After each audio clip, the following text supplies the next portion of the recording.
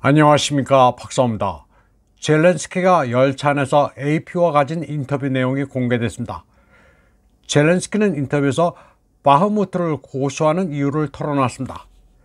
내용을 전반적으로 보면 젤렌스키는 이러지도 저러지도 못하는 진퇴 유혹에 빠졌다는 것을 알 수 있습니다. 그는 만약 바흐무트를 러시아에 내주게 될 경우 국내외적으로 평화를 추구하라는 압력을 받게 된다고 말했습니다. 국제사회 압력을 차치하고서라도 당장 국내에서 타협하라는 목소리가 터져나오게 되면 아주 피곤한 상황이 된다고 털어놨습니다.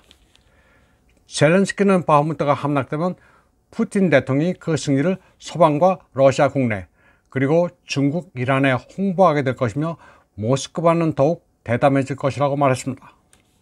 그러면서 러시아가 피냄새를 맡고 키예프가 약한 모습을 보여주면 계속 밀고 들어올 것이라고 말했습니다.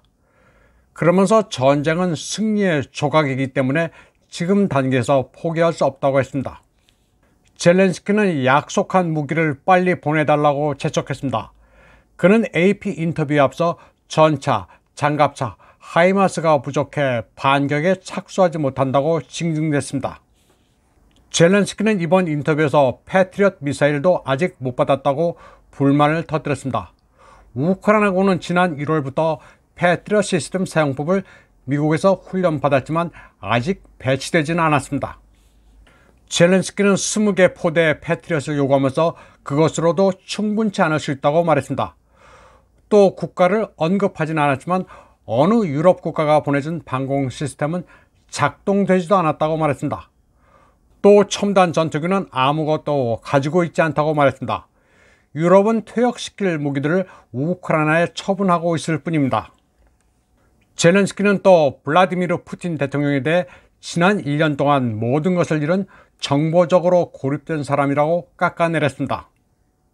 그러면서 러시아는 동맹국이 없다면서 오랫동안 모스크바의 우호적인 경제강국 중국조차 더 이상 러시아를 돕지 않을 것이라고 말했습니다. 그런데 젤렌스키는 러중 관계에 대해 헛짚고 있습니다.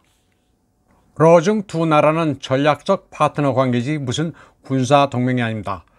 또 시진핑이 러시아의 군사작전에 대한 지지 표명을 하지 않았다고 해서 두 나라 간 무슨 불협 화음이라도 있는 것처럼 깎아내렸습니다. 시진핑이 러시아에서 발표한 12개 항목의 평화 로드맵은 즉각적인 정전과 영토 완정, 주권 존중 같은 내용이 담겨 있습니다. 여기서 영토 완정은 중국이 타이완 문제 때문에 늘 밝히고 있는 원칙일 뿐입니다.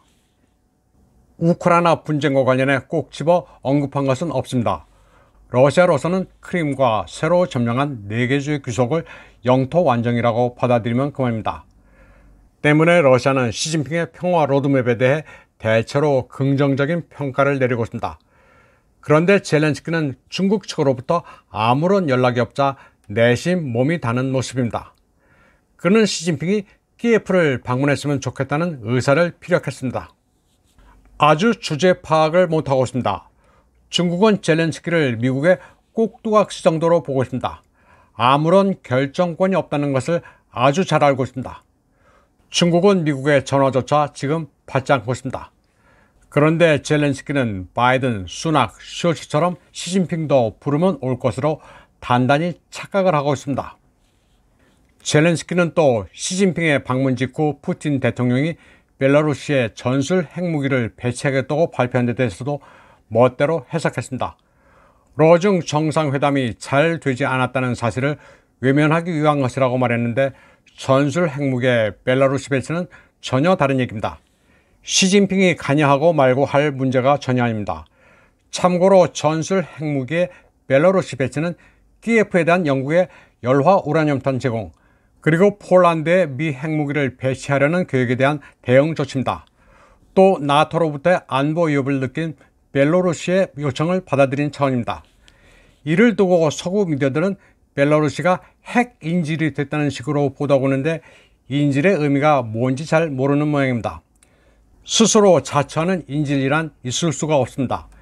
여기서 인질이란 표현은 우크라이나 안보위원회석이 올렉시 다닐로프가 만들어낸 겁니다.